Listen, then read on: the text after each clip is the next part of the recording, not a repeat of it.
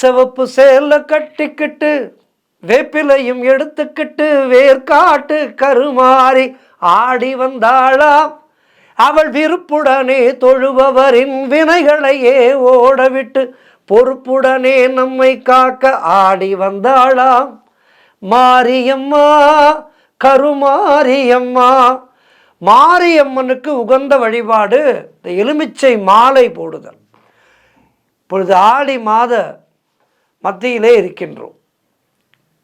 ஊரெங்கும் ஆடி மாத உற்சவம் சிறப்பான முறையிலே எல்லா அம்மன் கோவில்களிலேயும் நடைபெற்று வருகின்றது.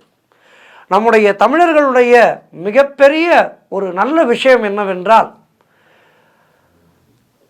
வழி வழியாக வருகின்ற அந்த வழிபாடுகளை கொஞ்சம் கூட அதிலே சுணக்கம் காட்டாமல், தன் கையிலே பணம் இருக்கின்றதோ இல்லையோ அந்த வழிபாடுகளை சரியாக செய்வது என்பது நம்முடைய தமிழர்களுடைய அற்புதமான ஒரு முறை.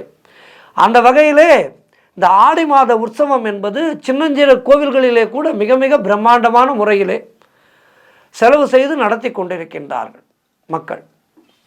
கலெக்ஷன் வருகிறதோ இல்லையோ, எல்லோரும் கொடுக்கின்றார்களோ இல்லையோ, எப்படியாவது அம்மனுக்கான அந்த திருவிழாவை நன்கு நடத்த வேண்டும் என்று வட்டிக்கு கடன் வாங்கி கூட திருவிழாவை நடத்துகின்ற ஒரு சில அன்பர்களை நான் பார்த்திருக்கின்றேன்.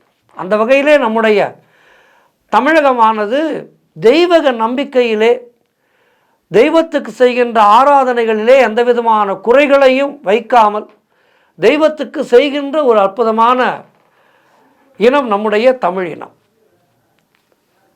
அம்பாளுக்கு எத்தனையோ வழிபாடுகள் நேர்ச்சைகள் எல்லாம் இருக்கின்றது. பொங்கல் வைப்பது, மாவிளக்கு ஏற்றுவது, இப்படி எத்தனையோ வழிபாடுகள் இருக்கின்றது. அதிலே மிக மிக முக்கியமான ஒரு வழிபாடு அம்பாளுக்கு எலுமிச்சை மாலை சாற்றுவது. இந்த எலுமிச்சை மாலை சாற்றுவது என்பது ஆடி மாதங்களிலே மட்டுமல்லாமல் எல்லா வாரங்களிலே, எல்லா மாதங்களிலுமே, சித்திரை முதல் பங்குனி வரை இருக்கின்ற எல்லா மாதங்களிலுமே, குறிப்பாக செவ்வாய் மற்றும் வெள்ளிக்கிழமைகளிலே எலுமிச்சை மாலை சாற்றுவது என்பது வழக்கமாக இருக்கின்றது. இந்த எலுமிச்சை மாலை எதற்காக சாற்றுகின்றார்கள்? அதைத்தான் இன்றைய ஆன்மீக நிகழ்ச்சியிலே நாம் பார்க்க இருக்கின்றோம். ஆன்மீக தகவல்களிலே பார்க்க இருக்கின்றோம்.